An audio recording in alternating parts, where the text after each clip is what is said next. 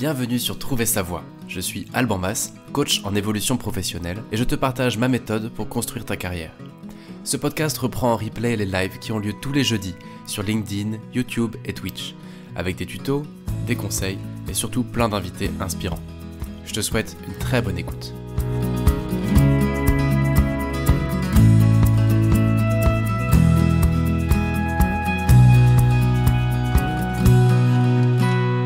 C'est parti, bienvenue Delphine, bienvenue au micro de Trouver sa voie.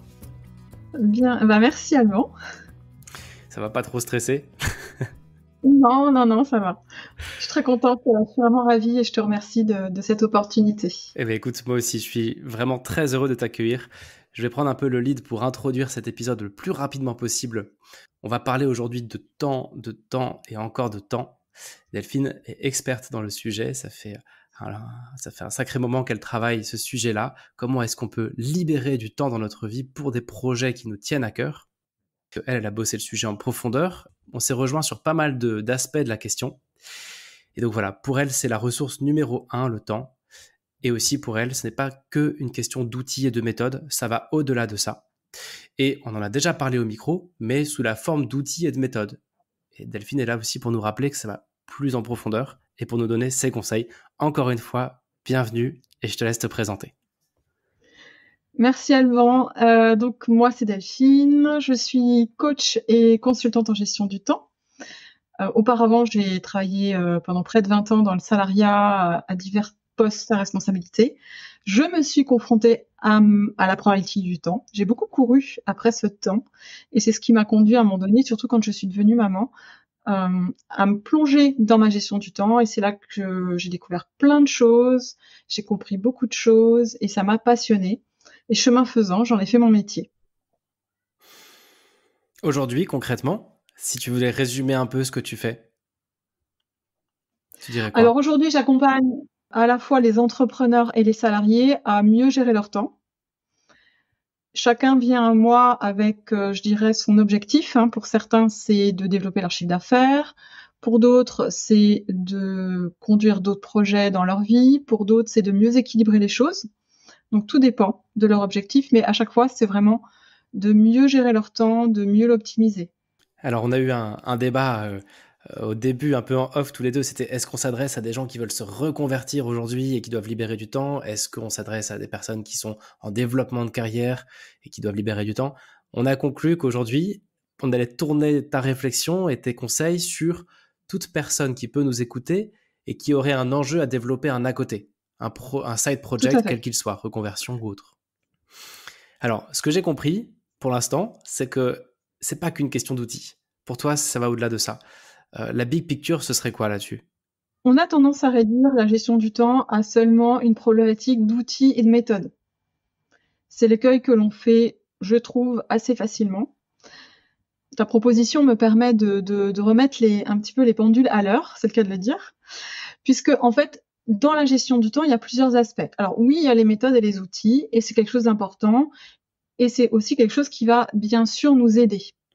Mais il n'y a pas que ça, parce que le deuxième levier au sein de la gestion du temps, c'est une dimension que j'appellerais une dimension personnelle, à l'intérieur de laquelle j'y mets des choses comme le fait d'être perfectionniste, par exemple, parce qu'on sait que quand on est perfectionniste, on a tendance à aller dans les micro-détails, à passer beaucoup plus de temps que nécessaire.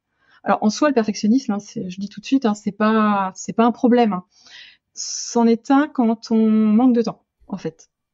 Par exemple, l'autre chose que je mets dans ce volet, dans cette dimension personnelle, c'est par exemple le fait de ne pas arriver à dire non. Parce que quand on n'arrive pas à dire non, ça veut dire qu'on dit beaucoup oui. Et en disant beaucoup oui, on se retrouve avec une to-do list qui déborde, les choses s'empilent et on comprend pas pourquoi, mais à la fin de la journée, on n'a pas réussi à faire tout ce qu'on avait prévu. C'est normal parce que les priorités des autres sont passées avant les nôtres. Voilà, ça c'est juste 2 exemples. Et le troisième levier que je mets dans la gestion du temps, c'est la gestion de notre énergie. Parce que bien gérer son temps, c'est aussi bien gérer son énergie.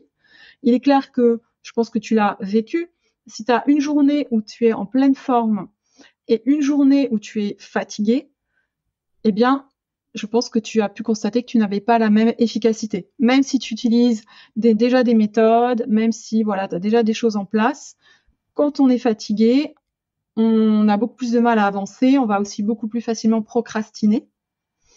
Donc, l'énergie est aussi une dimension importante à prendre en compte dans la gestion du temps. Donc voilà, donc 3 leviers, les outils et méthodes, oui, mais pas que. Il y a aussi la dimension personnelle, il y a aussi la gestion de son énergie. Quand on a parlé de nos parcours respectifs avec Delphine, on s'est rendu compte qu'on s'est tous les deux reconvertis après avoir pendant plusieurs années préparé la suite de notre carrière. Et le moment où on s'est reconverti, notre carrière était déjà lancée parce qu'on avait libéré du temps tous les deux pour notre nouvelle activité. Et ça me fait penser que oui, il y a, avant même d'aller discuter du pourquoi, du comment, il y a le à quoi ça sert, quel est l'enjeu en fait de se libérer du temps, notamment dans un projet de reconversion ou un side project quel qu'il soit. Je te repasse le micro. Oui, effectivement, il y a un vrai enjeu parce que on a quand même des vies qui sont a priori bien remplies. En tout cas, je pense que les personnes qui nous écoutent ont des vies bien remplies. On remplit souvent plusieurs rôles entre la vie professionnelle, mais aussi notre vie de couple ou parentale. Et quand on a un projet, notamment de reconversion ou un side project, à un moment donné, il faut bien, enfin, ça me paraît logique d'avoir besoin de dégager du temps pour se consacrer à ce nouveau projet. Et effectivement, comme tu l'as dit, moi je l'ai vécu, c'est comme ça que j'ai avancé dans ma reconversion, c'est que je me suis dégagé du temps en parallèle pour préparer ma reconversion. Et surtout, ce qui était vraiment très bénéfique pour moi, c'est que le jour où j'ai basculé, où je suis passée de l'autre côté de la barrière, un maximum de choses étaient déjà prêtes, et donc j'ai pu tout de suite me lancer. Et c'est vrai que ça peut avoir des bénéfices. Je pense notamment aux personnes qui vont se reconvertir et qui, au départ, vont le faire suite à une rupture conventionnelle et peut-être toucher du chômage. Eh bien, c'est vrai que si on parle juste d'aspect financier, c'est quand même plus pertinent et moins stressant de se lancer en se disant je commence tout de suite mon activité en ayant cette sécurité financière plutôt que de se préparer pendant 2 ans. Et puis une fois que cette chance de toucher le chômage arrive à sa fin, de seulement se lancer vraiment. Et là, c'est le gros stress financier. Oui, là, ce que tu dis, ça me paraît super important, même sur l'approche méthodologique de l'orientation et du développement de carrière.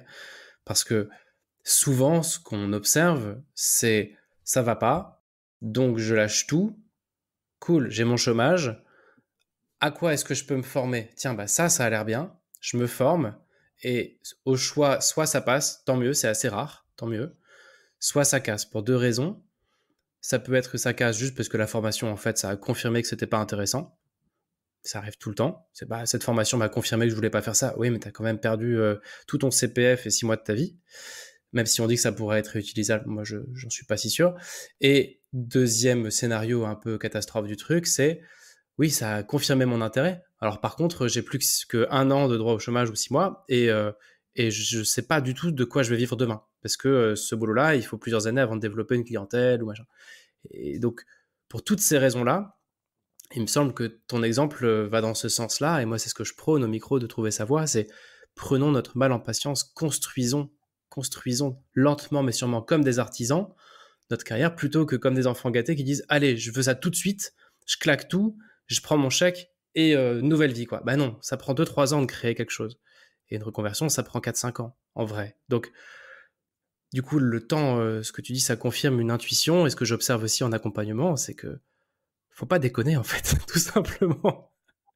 Et donc il y a un enjeu à trouver le temps de lentement mais sûrement préparer la suite. Et ton exemple est très parlant.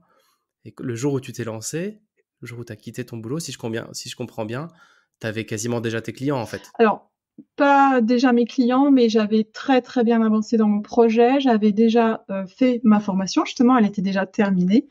Et donc, j'étais vraiment dans les starting blocks pour commencer. Donc, j'ai mis un petit peu de temps avant de trouver mon premier client, mais pas tant de temps que ça.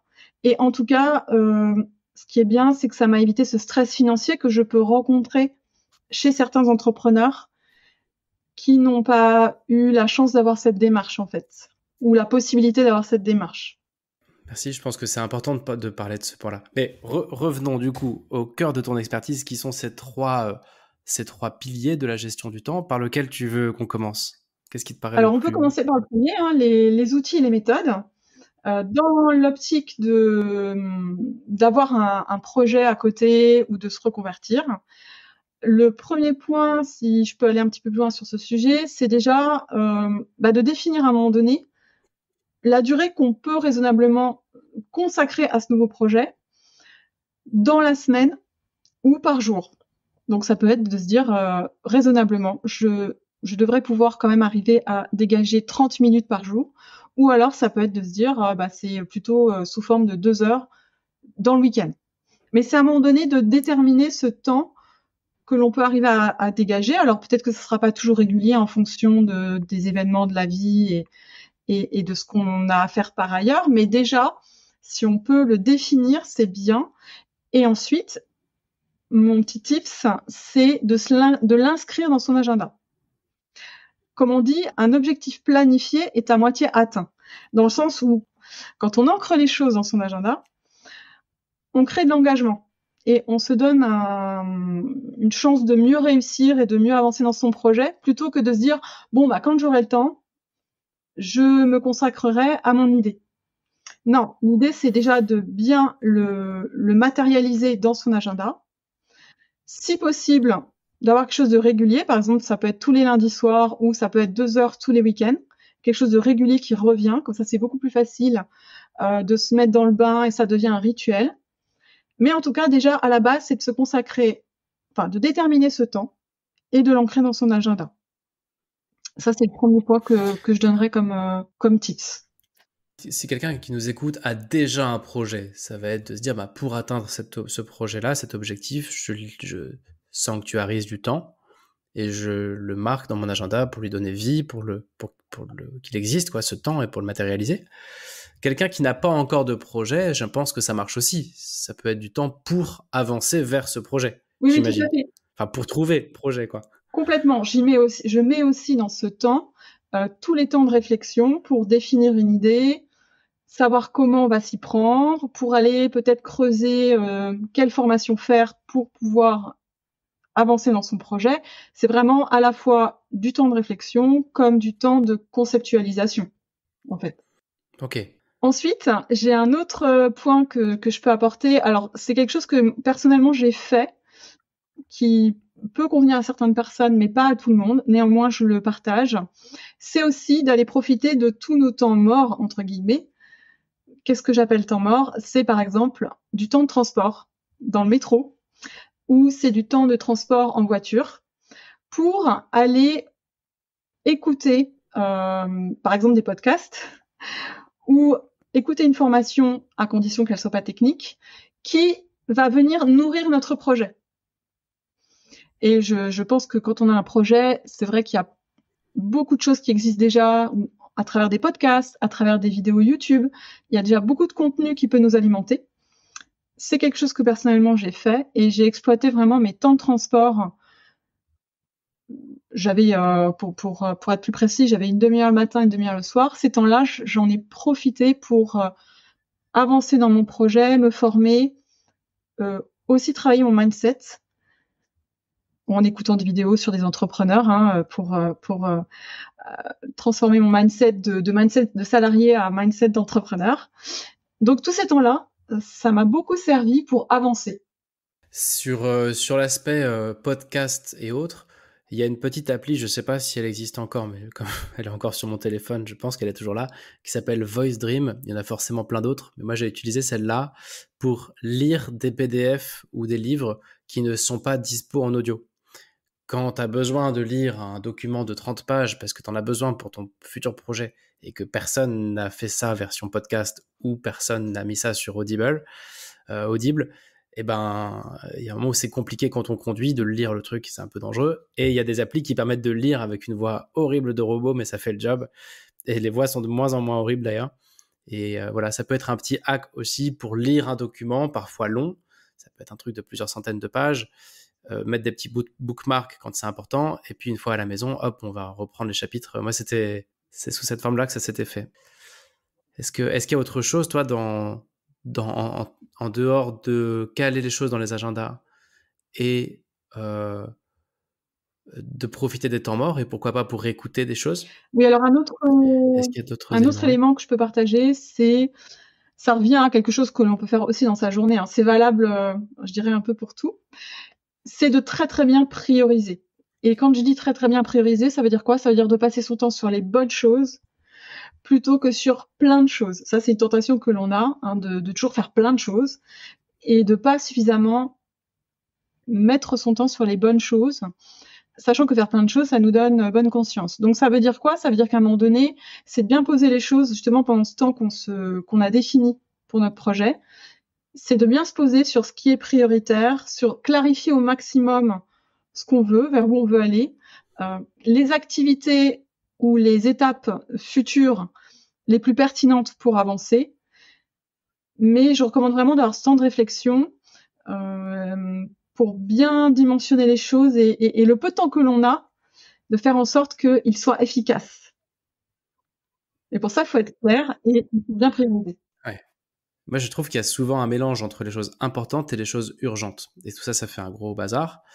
Et j'avais fini par avoir un peu une double vie, notamment quand je faisais des boulots qui me plaisaient pas trop à un certain moment, de se dire, OK, chaque jour, il y a un truc important que j'ai pas envie de faire, parce qu'il est important souvent, c'est un truc qu'on n'a pas envie de faire, pour le boulot, et un pour moi. Et il n'y a pas le droit de mettre une nouvelle tâche. Il n'y a que 2 tâches, en fait. C'est une to-do list à 2 tâches. Et il n'y a pas le droit d'en mettre une nouvelle tant que la première n'est pas cochée. Et j'avais remarqué en faisant ça que tout ce qui était important, c'était souvent les choses que j'avais vraiment le moins envie de faire. Et souvent, c'était de l'ordre de passer un coup de fil à quelqu'un ou de rentrer en contact avec quelqu'un. Et c'était souvent sur ça qu'au lieu de le faire day one, bah, ça prenait 5, 10, 15, 20 jours. Puis à un moment, j'avais ras-le-bol de voir toujours ce truc-là qui faisait le bouchon et pouf, ça, je le faisais et puis ça allait mieux, quoi. Bref, j'espère que je prends pas trop. Je vois bien. C'est la Mais procrastination, effectivement. Ouais. parce qu'on a vite fait d'avoir des to-do list à rallonge et je trouve à oublier de savoir qu'est-ce qui est important, tellement il y a des choses urgentes, quoi. Tout à fait. C'est vraiment un travail qui est pas toujours facile à faire. C'est vrai, je reconnais. Mais ce travail de priorisation, alors de clarification, je les mets ensemble, hein. Clarifier, prioriser, c'est ultra important parce que sinon, on passe pas son temps sur les bonnes choses. Et là, il y a une citation que j'aime beaucoup, je vais la partager. C'est une citation de Peter Drucker qui dit « Il n'y a rien de plus inutile que de faire avec efficacité quelque chose qui ne devrait pas du tout être fait. » Donc ça, c'est une citation que j'aime beaucoup, que je revois souvent d'ailleurs à travers mes lectures. Et c'est tellement juste. Notre temps est illimité. On n'a que tous que 24 heures par jour. Ça, s'il y a bien un sujet sur lequel on a une égalité, c'est bien sur notre temps par jour. Et donc, comme notre temps est limité, ben, ce temps, il faut qu'on l'utilise bien comme il faut. Et pour bien l'utiliser, j'ai envie de dire qu'il faut le passer sur les bonnes choses. Et pour le passer sur les bonnes choses, c'est de bien prioriser. Donc, des fois, il vaut mieux perdre un petit peu de temps à se poser, à se dire, pour mon projet, ce qui est important, c'est que je fasse ça, ça, ça, plutôt que d'y aller à fond, tête baissée, et puis de s'éparpiller, et c'est là qu'on perd du temps. Donc ça, c'est le premier chapitre, le chapitre un peu évident de la gestion du temps, qui est la gestion du temps. Oui. Tu parlais aussi d'un aspect personnalité et d'un aspect énergie. Tu parlais de perfectionnisme notamment. Est-ce que tu peux développer ce ou ces points-là qui sont liés à la personnalité? Oui, tout à fait. Donc, concernant la personnalité, tu parlais de perfectionnisme. Donc, je vais poursuivre sur ce sujet-là. Alors, il y a un point quand on est perfectionniste auquel il faut faire particulièrement attention quand on souhaite avoir un projet à côté ou se reconvertir, c'est que notre projet, ça va devenir un peu notre bébé. Et donc, en devenant notre bébé, on va avoir envie d'encore être plus perfectionniste que d'habitude. Parce que c'est notre bébé, parce que c'est vraiment nous qui créons quelque chose. Quand on se reconvertit, en général, c'est nous-mêmes qui nous mettons en avant. On met toutes ces tripes dans ce projet. Et là, le risque qu'il y a quand on est perfectionniste, c'est d'être encore plus perfectionniste, c'est-à-dire de vouloir vraiment faire tout parfaitement, de vraiment vouloir contrôler les moindres détails et d'y passer énormément de temps. Le problème quand on développe un projet, c'est que de toute façon, on va le faire, j'ai la conviction qu'on va le faire évoluer. On peut pas faire parfait du premier coup, on peut pas tout avoir compris du premier coup. Par exemple, quand on souhaite accompagner des personnes, on peut pas connaître je dirais, tous les enjeux des personnes qu'on va accompagner. On va forcément découvrir des choses en route. Donc, à un moment donné, vouloir aboutir à quelque chose de parfait avant de se lancer, je trouve que c'est du temps de perdu. Enfin, il peut y avoir du temps de perdu. Et à la place de ça, je trouve que ce qui est beaucoup plus efficace, c'est de lancer ce qu'on appelle d'ailleurs en gestion de projet, c'est un produit minimum viable. Alors ça, je sais que quand on est perfectionniste, hein, c'est difficile à faire. Mais l'idée, c'est de délivrer un premier projet minimum, de voir comment il va vivre, et ensuite d'aller le peaufiner. Mais le côté je pousse le curseur à fond pour que mon projet il soit juste parfait au moment où je vais le lancer, ça prend beaucoup de temps, ça prend beaucoup d'énergie. Et je crois beaucoup au fait que de toute façon, après, on va quand même être obligé de le retravailler parce qu'on va comprendre des choses en route, on va nous-mêmes évoluer.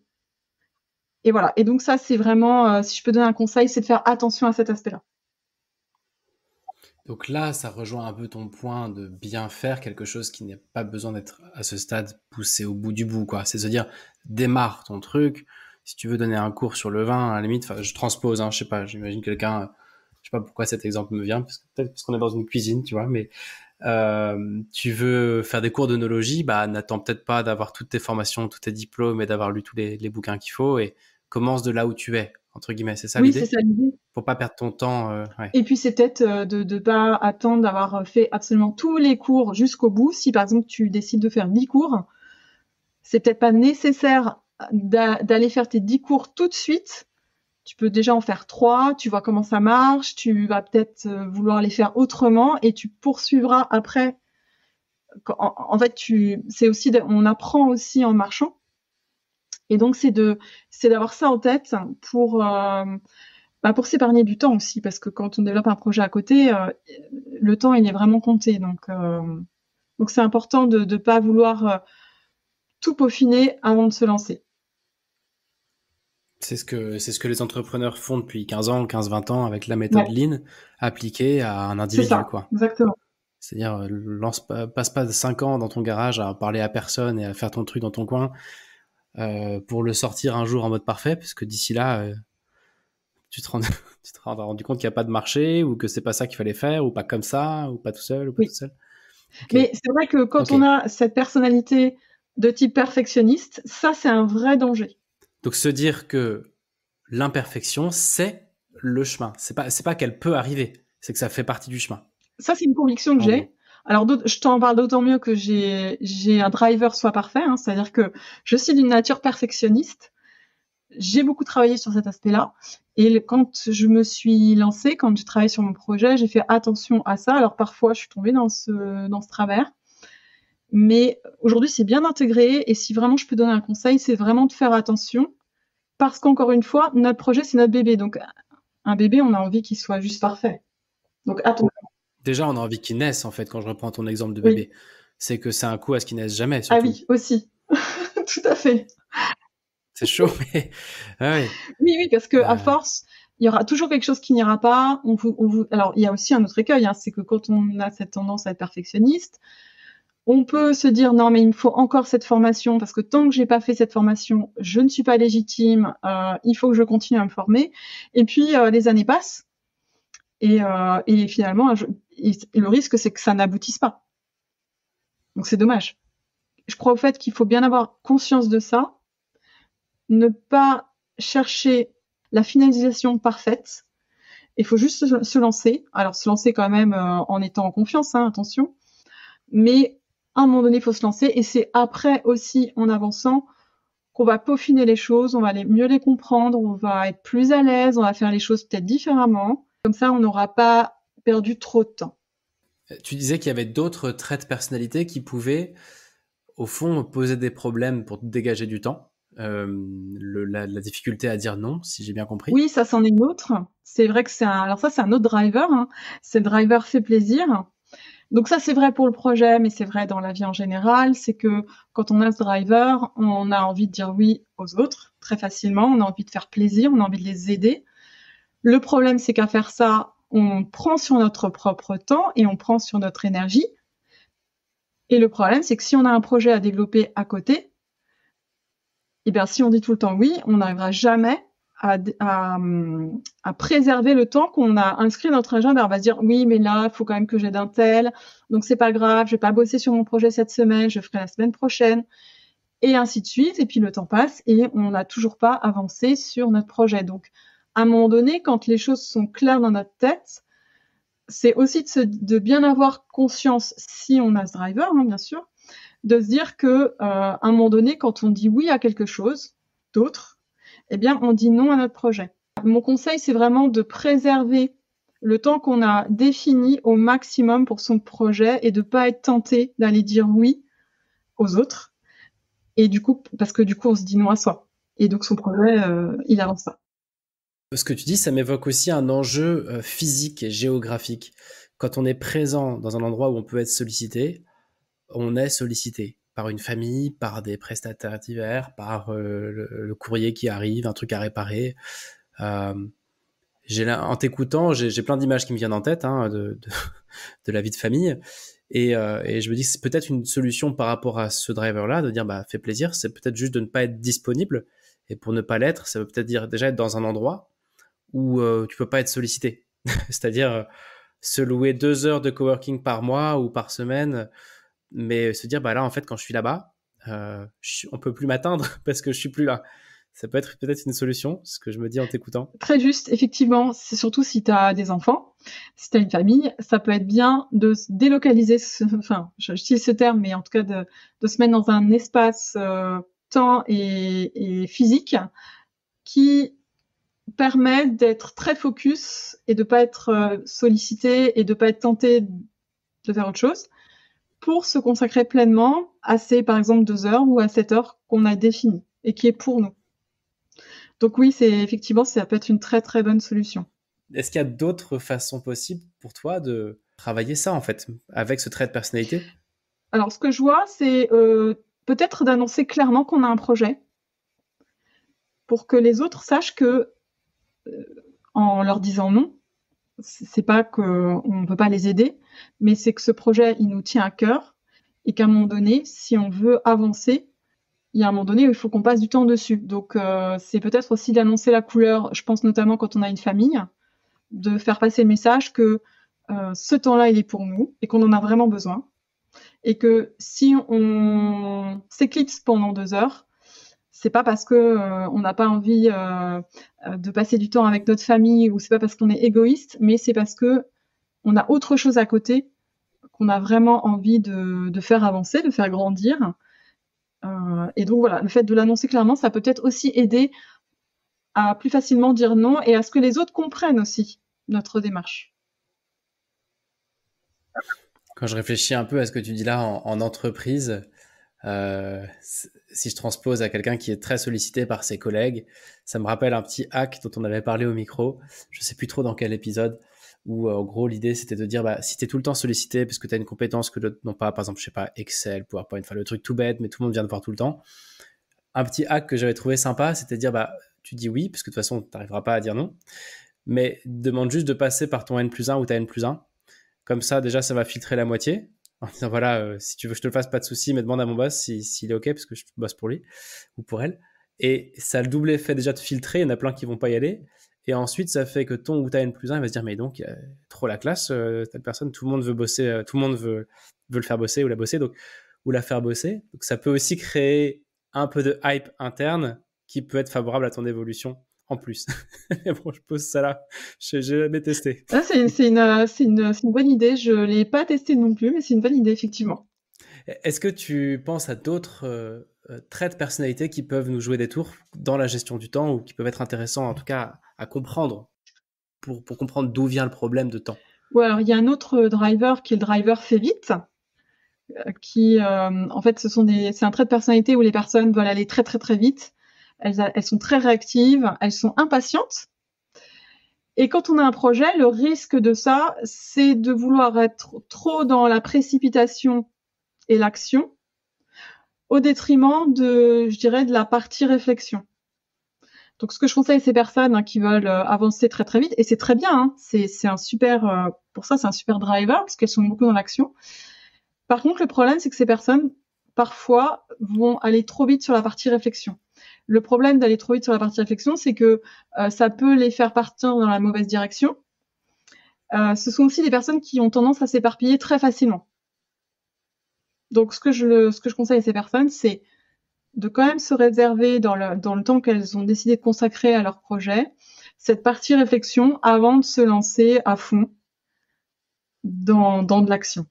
Je propose juste de faire un tout petit point sur ce que c'est que les drivers, parce qu'on en parle depuis un petit moment. Que serait ta définition d'un driver? Pour moi, ça a trait un peu avec l'enfance qu'on a eue, comment on s'est construit. Enfin, pour toi, c'est quoi un driver fait vite, un driver soit parfait ou soit gentil ou fait plaisir? Juste, est-ce que tu peux nous dire un mot rapide, mais juste pour éclairer un peu ce que c'est que ces fameux drivers-là? Oui, alors dit très simplement, j'ai envie de dire que ce sont des stratégies comportementales que l'on a développées dans l'enfance pour s'adapter à notre environnement.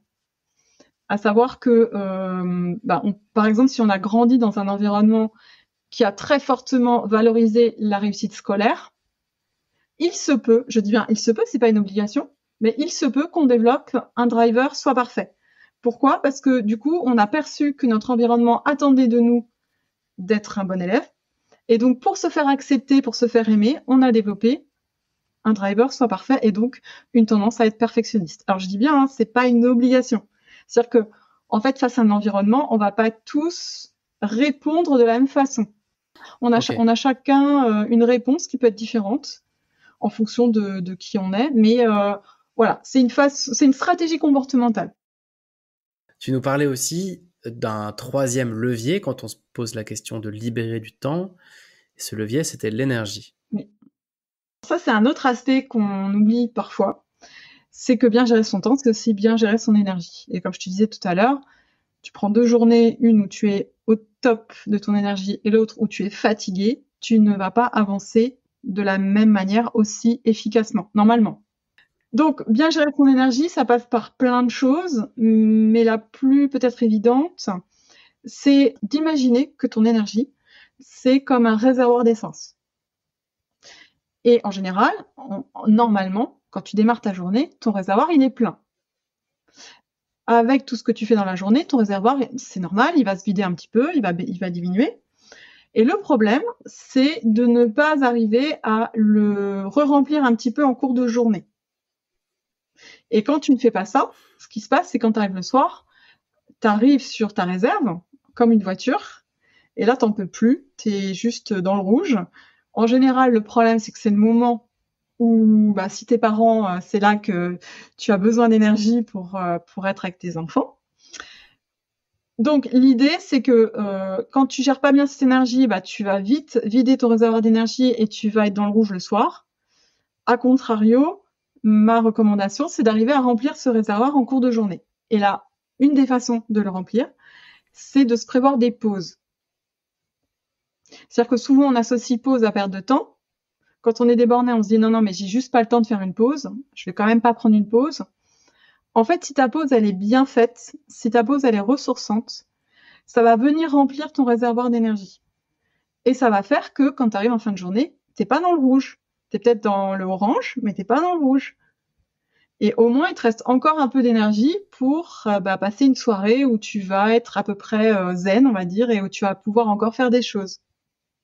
Donc, vraiment associer le fait que faire des pauses, si elles sont bien faites, si elles te ressourcent, ce n'est pas de la perte de temps. Au contraire, ça va participer de ton efficacité. Et je sais que dans le monde du travail, le problème, c'est que cette notion de pause, elle peut être mal vue. On peut culpabiliser de prendre une pause en se disant « Oh là là, je vais être mal vue si je fais une pause ». Ou autre cas, quand on est en télétravail, je sais que certaines personnes s'interdisent de faire des pauses parce qu'elles se sentent obligées de montrer qu'elles sont en train de travailler derrière leur ordinateur et pas qu'elles sont en train de regarder une série Netflix.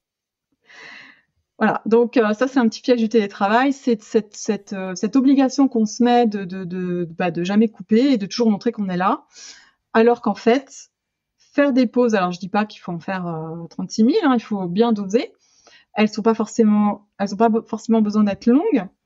C'est à chacun de doser aussi, en fonction de soi. Mais faire une pause qui nous ressource, c'est très bénéfique pour aller remplir ce réservoir d'énergie et pour être plus efficace. Et même quand on fait une pause, par exemple, de type je vais prendre 5 minutes, je vais prendre l'air 5 minutes, quand on revient, on a l'esprit beaucoup plus clair, on s'est oxygéné, donc on a une meilleure capacité à réfléchir. Parfois, ça nous permet d'être plus créatifs ou de mieux résoudre des problèmes que si on n'avait pas fait de pause, en fait. Je sais pas si ça te parle. Ah oui, ça me parle. Et ce qui m'amuse, c'était ta toute première phrase dans ce chapitre-là. Mais déjà, merci, je prends note de tous ces points-là. Reste à savoir qu'est-ce qui ressource chacun. Je pense que c'est propre à chacun ou chacune. Moi, c'est ta toute première phrase qui me faisait sourire parce que tu disais, voilà, on démarre la journée, on a normalement la jauge est pleine et après, ça peut se vider. Personnellement, très souvent, quand je démarre la journée, la jauge, elle est déjà à plat parce que j'ai une appétence énorme pour faire n'importe quoi entre 22h et 2h du mat. Et je pense qu'on est nombreux dans ce cas-là à aller faire n'importe quoi sur Netflix, sur des jeux vidéo, sur des réseaux sociaux, sur enfin plein de trucs. Et en fait, ça faisait sourire parce que ça me rappelait l'époque où, pour développer la méthode que j'utilise aujourd'hui, c'était il y a 7-8 ans déjà, hein, j'avais besoin de libérer 1 heure par jour. Et j'avais fait une sorte de contrat un peu foireux avec moi-même, de dire, t'as le droit de faire n'importe quoi si t'as fait ton heure. Et du coup, j'avais téléchargé un petit outil, je sais pas s'il existe encore, qui s'appelle Harvest. C'est une petite application que les indépendants utilisent pour mesurer leur temps de travail sur tel ou tel client. Et du coup, j'avais un petit timer et je cliquais dessus, il fallait que je fasse mon heure, tu vois. Et si j'avais fait mon heure, j'avais le droit de faire n'importe quoi. Et donc, j'étais vraiment, ça ressemblait à rien parce que j'étais tout le temps crevé, mais en gros, enfin, ça avançait quand même, quoi. Je pense aussi dans l'énergie, il y a aussi quand même, je pense, on peut ouvrir les yeux sur notre hygiène de vie. En tout cas, je parle pour moi, hein, mais quand tu fumes, que tu bois des bières, que tu te couches à 2h du mat et qu'en plus tu as 4 enfants, c'est normal d'être éclaté le matin. Et donc, je pense aussi qu'il y a ça tout bonnement, quoi. Quand tu regardes la plupart des séries Netflix, elles ont été regardées dans leur intégralité. C'est parfois 3 saisons de je sais pas combien d'épisodes. Il y a un moment aussi où ça demande un peu de discernement, de se dire sur quoi je mets le curseur, en fait. Et quelle part je laisse à mon côté désastreux de tout ce que j'assume pas, mais que je suis content de faire. Moi, ça me pose un peu cette question-là, en tout cas à titre perso. Et, et voilà, je me dis, si ça arrive, si quelqu'un qui nous écoute a cette même appétence pour faire n'importe quoi, une technique en tout cas qui a fonctionné pour moi, c'est-à-dire, ok, c'est autorisé, mais il faut que tu aies fait ton heure. Ou ta demi-heure, ou ta 10 minutes, quoi. Oui, alors c'est une technique. Pour rebondir sur ce que tu dis, c'est vrai que tout simplement l'autre point pour avoir un réservoir d'énergie qui soit quand même toujours plus ou moins plein, évidemment, c'est de respecter son temps de sommeil. On a tous des temps de sommeil qui sont différents les uns des autres, hein. On n'a pas tous les mêmes besoins. Et en tout cas, quand on a un besoin de dormir, autant que possible, je recommande de respecter ce temps-là parce que comme ça veut dire que quand on se lève le matin, on a réussi à re-remplir cette jauge d'énergie. Et à contrario, si tu le fais pas, si tu commences ta journée avec un déficit d'énergie, vu que de toute façon ton énergie, elle va aussi baisser en cours de journée, t'arrives le soir, t'es juste plus bon à rien en fait. Donc après, ça devient difficile pour continuer à avancer, notamment si t'as un projet sur lequel tu vas avancer à côté. Et puis du coup, ça se reporte sur le week-end où tu te dis je vais rattraper le week-end, mais au bout d'un moment, ce qui peut aussi arriver, c'est que de toute façon, ta jauge elle est tellement basse, il te faudrait tellement de temps de récupération que tu n'arrives jamais vraiment à retrouver cette énergie qui te serait pourtant bénéfique pour mener de front à la fois ton travail et à la fois ton projet. Ouais, c'est un point, je pense qu'on néglige souvent. En tout cas, moi, tu vois, je l'ai jamais vu sous cet angle-là, mais c'est évident, hein. Pas d'énergie, pas de projet, en fait. Oui, c'est ça. Et tu vois, ça me rappelle des boulots en usine vers 17-18 ans pour l'été, quand tu sors. Mais en fait, en tout cas, moi, tel que je le vivais, c'était chaos total, quoi. Absolu. Et c'est impossible de faire quoi que ce soit jusqu'au lendemain matin. À part des choses très simples de plaisir et de distraction, parce que trop chaos, quoi. Bon, en tout cas, merci, c'est intéressant. Ça évoque plein de sujets, notamment le temps de sommeil dont on pourrait débattre, mais J'ai toujours l'impression que c'est une grande injustice, cette histoire de temps de sommeil. Oui, c'est clair, on n'est pas tous pareils. Après, il faut se connaître là-dessus, hein. La gestion du temps, c'est aussi une bonne connaissance de soi, de ses fonctionnements. Il faut se connaître. Et ensuite, je dirais qu'il est bon d'arriver à respecter au mieux comment on fonctionne, tout simplement. Et je rebondis sur un autre point, une autre tentation qui pourrait être grande, c'est de se lever beaucoup plus tôt le matin. Par exemple, en se disant, je vais me lever à 5 heures du matin. Comme ça, de 5 heures à 6 heures, je travaille sur mon projet. Alors, en fonction de ce qu'on appelle le chronotype. Le chronotype, ça permet de déterminer à quel moment tu as un pic d'énergie dans la journée et aussi tu as ton besoin en sommeil. Si tu as un profil notamment ours, les ours, c'est ceux qui ont le besoin le plus de sommeil et qui vont avoir d'énergie en milieu de journée. Si tu es un ours et que tu te dis, à partir de maintenant, je vais me lever à 5 heures du matin et je vais faire mon projet de 5 à 6, tu vas pas tenir longtemps. Alors que si tu es, par exemple, un lion, les lions, c'est plutôt des personnes qui justement aiment se lever tôt, qui ont la patate dès le matin. Là, il n'y a pas de problème. Donc, en fonction de comment on fonctionne, de notre profil, de notre chronotype, j'invite vraiment les personnes à faire attention à ça et à respecter ça et à caler leur temps, le temps qu'ils consacrent à leur projet en fonction de ça aussi. Ok, je connaissais même pas le terme, ni cette façon cette catégorisation, entre guillemets, des pics énergétiques et des besoins de sommeil. Le chronotype. Ok. Ça, c'est une notion que les personnes qui nous écoutent peuvent facilement retrouver sur Internet. Et en général, elles vont voir qu'il y a 4 grands types qui sont représentés par des animaux. Donc, j'ai parlé de l'ours et du lion. Il y a aussi le loup qui est le couche-tard de la bande. Donc, lui, il va être en énergie haute le soir tard. Donc, c'est un couche-tard. Par contre, il a du mal à se lever tôt le matin. Et il reste le dauphin qui, lui, a un sommeil très, très léger. Et c'est pareil, lui, il est plutôt en forme de mémoire le matin. Voilà. Mais après, voilà, c'est très facile de le retrouver sur Internet et de voir quel est notre profil. Et ensuite, j'invite vraiment les personnes qui nous écoutent à respecter autant que possible leur chronotype. Est-ce que tu veux conclure un mot, toi, sur ce sujet-là de la gestion du temps? On s'était dit qu'on essaierait de faire une petite conclusion sur notamment les bénéfices. En fait, j'ai essayé d'en parler un peu en intro, mais pourquoi est-ce que toi, tu as décidé d'y mettre toute ton énergie, en fait? Pourquoi ça te paraît si important? Qu'est-ce qui se cache derrière cette gestion du temps, notamment pour un projet de reconversion ou un side project? Ce qui se cache derrière cette gestion du temps, c'est que moi, en tout cas, ça m'a aidé à consacrer du temps sur quelque chose qui m'animait très, très fortement. Et ce dont je me suis rendu compte en menant un projet de reconversion en parallèle de mon travail, c'est que ça m'a donné beaucoup d'énergie parce que j'ai passé certain temps, justement des temps que je me suis consacrée à ça, sur quelque chose qui m'animait fortement. Donc je me suis rendu compte que déjà ça m'apportait beaucoup d'énergie. Et l'autre bénéfice, c'est que ça me permettait de beaucoup mieux couper avec le travail, parce que c'est vrai qu'avant, je pensais un peu tout le temps, le soir, le week-end, c'est quelque chose qui revenait assez régulièrement. C'est ce qu'on appelle un peu les ruminations, hein, rumination mentale. Le fait d'avoir un projet comme ça en parallèle a fait que moi, ça m'a beaucoup aidé à couper. Et l'effet bénéfique de ça, c'est que quand je revenais lundi matin au bureau, j'avais l'esprit vraiment, j'aurais envie de dire, frais. J'avais les idées claires, j'avais vraiment coupé et déconnecté grâce à ce projet que j'avais en parallèle. Et du coup, le bénéfice, c'est que quand je démarrais mon lundi matin, j'étais en top forme et du coup, j'étais plus efficace. Ça m'évoque un point en plus de l'aspect positif et de l'énergie positive que ça peut nous donner.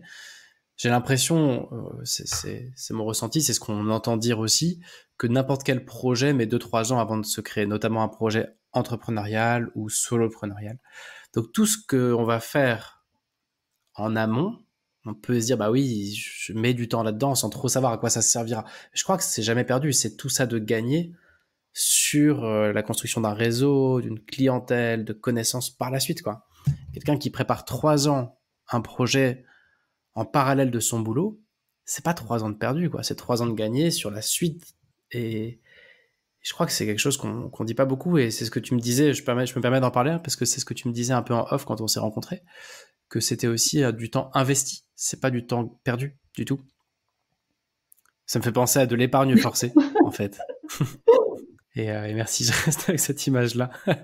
Pour finir cet épisode, peut-être juste un petit call to action. Qu'est-ce qui te paraîtrait opportun de proposer à nos auditrices et auditeurs en disant, OK, tu raccroches, tu reposes tes écouteurs là, qu'est-ce que tu peux faire directement pour trouver du temps, pour libérer du temps sur un projet qui te tient à cœur? Moi, ce que j'invite à faire, c'est de reprendre les 3 grands leviers que j'ai abordés, entre les méthodes et les outils, la partie plus personnelle et l'énergie.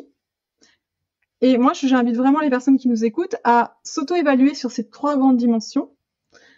Ça peut être via une note de 0 à 5, par exemple, et de se dire, où est-ce que finalement j'ai le plus à aller optimiser mon temps? Est-ce que c'est une problématique de méthode-outil, donc par exemple de priorisation?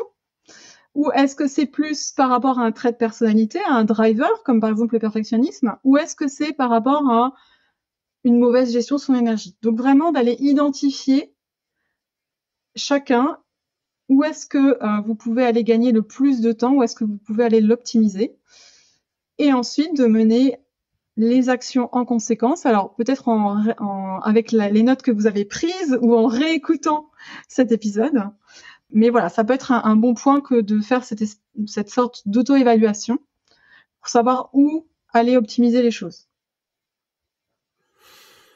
Et toi, si quelqu'un a besoin d'un diagnostic un peu plus poussé, tu accueilles tout le monde gratuitement pour un diagnostic? Oui, effectivement, si il se trouve que les personnes qui nous écoutent ont du mal à avoir une vision claire de là où ça pêche, où est-ce que elles perdent le plus de temps et d'énergie. Est-ce que c'est dans la partie méthode? Est-ce que c'est dans la partie plutôt personnalité ou plutôt dans la partie énergie? Je propose un diagnostic qui est offert, qui va être très parlant parce que c'est très visuel. C'est sous forme graphique et ça permet tout de suite de voir où sont nos leviers d'optimisation. Donc c'est bien sûr que le résultat est très différent d'une personne à l'autre, mais c'est très éclairant sur ah bah oui, chez moi, c'est ça qui va pas. Parfois on en a conscience, mais parfois on n'a pas conscience. Et parfois on a des surprises parce que je donne juste un exemple. Parfois on se dit non mais moi je comprends pas, je suis hyper organisée, j'utilise plein de méthodes de productivité, je comprends pas, je suis débordée. C'est déjà arrivé qu'une personne par exemple vienne à moi avec ce constat-là et en faisant son diagnostic, j'ai pu lui montrer qu'en fait son problème était dans la partie personnalité, notamment qu'elle disait beaucoup oui, elle avait beaucoup de mal à dire non. Et donc, ça l'a éclairé sur le fait qu'effectivement, elle avait beau être super organisée et donc super bien dans la partie méthode-outil, en fait, son problème, il était ailleurs. Mais des fois, on n'en a pas conscience.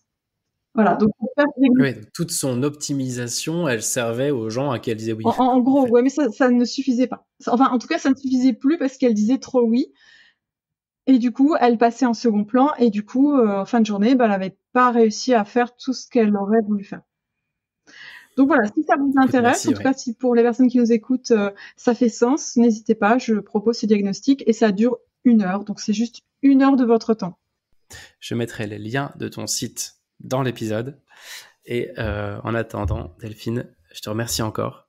Et puis je te souhaite beaucoup de succès avec toutes les personnes qui viendront te consulter. Merci pour ces partages. Un grand merci à toi, Alban, pour cet échange et cette opportunité de pouvoir parler du temps.